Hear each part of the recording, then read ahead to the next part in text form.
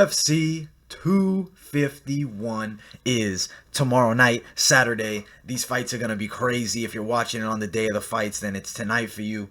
I'm so excited, man. This card is awesome. You have from top to bottom one of the best cards of all time, especially the pay-per-view. It's like, let's just get into it. Let's talk about it. First fight, Paige Van Zant versus Amanda Ribas. Ribas is nasty. A lot of skills, like a ton of skills, to be honest with you. I'm very impressed by her already, and she's young and scary, and Paige Van Zant's about to get beat up.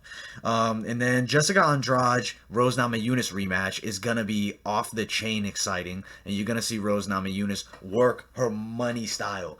Like, Rose Namajunas is so good, and Pat Barry is such a good coach. I don't know if you guys have seen The Embedded, but Pat Barry's mitt work is money. Like, this guy is probably a better coach than fighter. He's that guy that was a good fighter, but never great, but becomes just an excellent striking coach. I think Rose is going to be scary. I think Rose is going to really beat up Jessica Andrade, to be honest with you. That slam in the first fight was a once in a lifetime, and it ain't going to happen again. I'm telling you. Now, vacant bantamweight championship, Piotr Jan versus Jose Aldo. He said not Peter, it's Piotr. I like this fight, and I really just go Aldo here, really, because I feel like he just has been around for so long. His leg kick game, and Jan is good, man, but I feel like he's got a little too much hype, and he might prove me totally wrong. He might whitewash Aldo, and I say, yo, I was wrong, my bad. But at the end of the day, from what I've seen of him so far, he's good. He's a good fighter. I mean, let me check out his record. I want to bring up his last three. I know that he beat Faber, which to me does not warrant a title shot. And Faber's one of my favorites, dude. When I see Faber, I get excited because he's an OG that's been around since I've been watching the sport. But at the end of the day, Uriah Faber is not a title shot fight. Jimmy Rivera, yeah, it could be. Jimmy's good. I did an interview with him. Check it out. It's on the channel. I did it a few days back. If you scroll down, you definitely find it. Super cool guy. Super humble guy. Great dude. And honestly, he gave some work to Peter Yan. And then John Dodson. And John Dodson, stylistically, just, you know how he fights. It's John Dodson. I don't need to talk about it. But if you look, I mean, yeah, he has a lot of hype, but I don't know, man. I just feel like Jose Aldo is a legend of this game, and he's coming in ready. Let me look at Aldo real quick. So he's on a 2-fight losing streak, but before that, Moicano fight, he looked money. Jeremy Stevens fight, he looked money. He beat the hell out of both those guys, man. I feel like Aldo's got this, dude. I know he lost to Marlon, but Marlon is so good. I know Marlon lost to Henry Cejudo, but Henry Cejudo was really good at adapting, and style, it just didn't work for him. But Marlon Moraes is scary good, and Jose Aldo, in my opinion, won that fight. Yeah, he lost on the scores. So when you lose on the scores, you lost. We can say, oh, he won all we want. It's not a fact. He lost the fight. But you know what? He's going to win this one. I think he beats Peter Yan decision. That's my opinion. And I think that, honestly, there's so many good fights. And even if he loses, though, there's great fights. You could put him up against Dominic Cruz in a fight that could be a pay-per-view main event with no title on the line. The two greatest fighters in their respective divisions at one point. Bantamweight, featherweight. Let's do that fight. That would be crazy. Even if he wins, man, I know that Dominic's lost 2 straight. I would like to see that fight just for legacy. I hope that before both of them retire, they get to fight each other. So if Aldo loses, I think make that fight. If Yan does win this, I think that Yan is going to have Aljo without a doubt. That's the thing, though. So if Aldo wins, he's the guy. You can't skip Aljo. He deserves the shot. He's the real #1 contender, and he should be fighting for this. I'm going to be honest. I think they should have done Jose Aldo, Dominic Cruz, maybe like next month or the month after if Cruz is ready to come back, and just do that fight on a fight night co-main event or main event, or even a pay-per-view co-main event, and then do Aljo, Peter Yan for the title next month or something like that if Aljo's ready to come back. I don't know, because he got a quick win. I mean, he won in a minute against Corey Sandhagen? I mean, why we doing this? I'm not trying to hate on Aldo, though, because I'm picking him to win, but I'm just saying Aljo deserves that shot, and I really hope he gets it soon.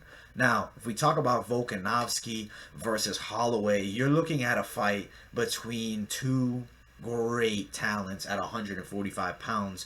In my opinion, Max Holloway could be the 145-pound GOAT. It's him and Aldo is right up there.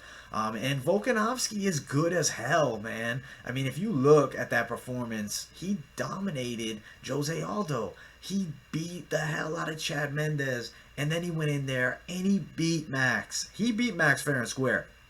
Max says, "Oh, I didn't feel like a lot." I like that he believes he didn't lose. That's cool, but hopefully he watched tape because he did lose that fight. I think though he's gonna win the rematch. I think Max Holloway's actually gonna win this rematch, man. I just have that feeling. You can kind of see a guy in his eyes, his look.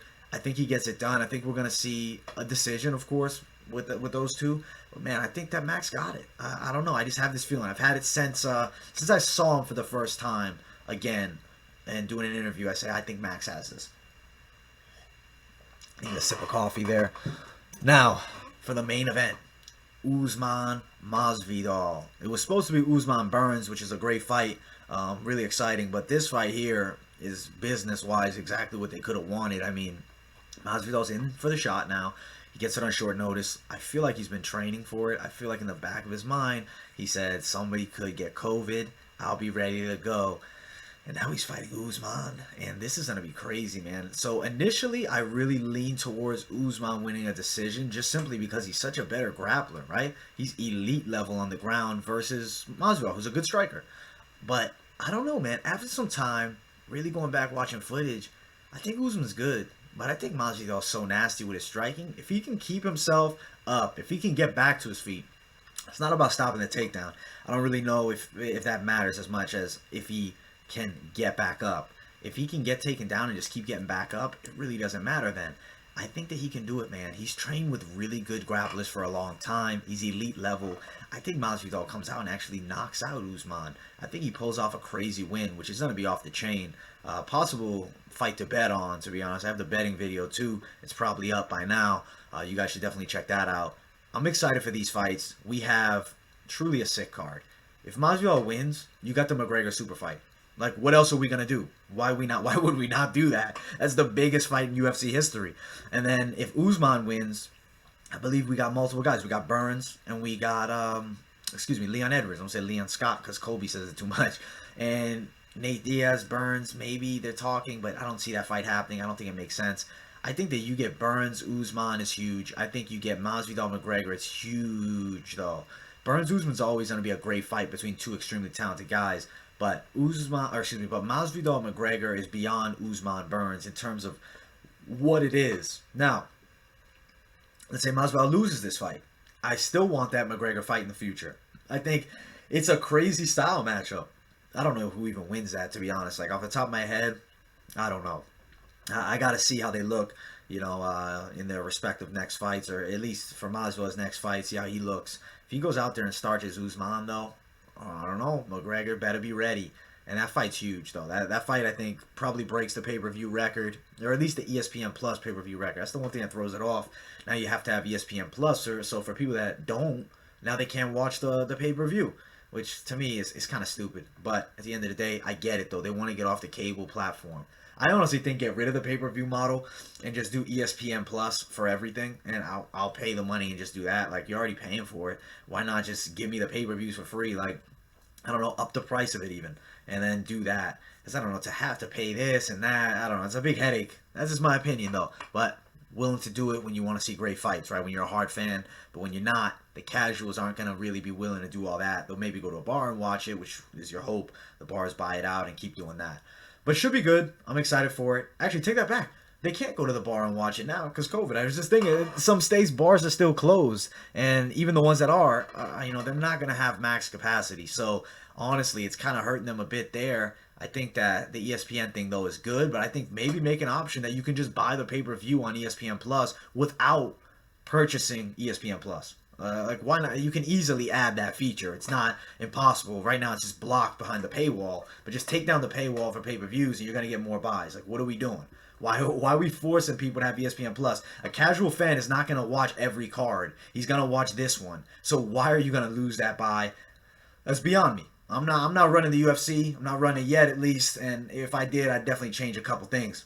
But should be some great fights here. I cannot wait. On the undercard too, watch out Yuri Prohaska making his debut, Rising champion. He's I think he's the main fight on the prelim, and he's fighting Volkan. I actually picked him to win. I know people might say, "Man, you're crazy. Volkan's so proven as a good fighter," but yo, Yuri Prohaska, watch out for him. I think he's got this fight. To be honest with you, I could be way wrong, and he could get starched in like 30 seconds. But at the end of the day, I'd rather have faith in my guy that I've watched for a while and has good skills. And honestly, I think it's a good matchup for him. I think this is the one. Put a good striker in there against a good striker. Don't put him up in there against a good wrestler. I'm thankful they didn't put him up in there against even Corey Anderson, because I feel like he would have got taken down, and I think Corey might have had that fight, at least for a debut. It's a risk, high risk. But should be a great card. Thank you guys for watching the pre-fight show. It's mine. Thank you. Love you guys. Support, like, subscribe, turn on post notifications, and I will see you guys in the next video.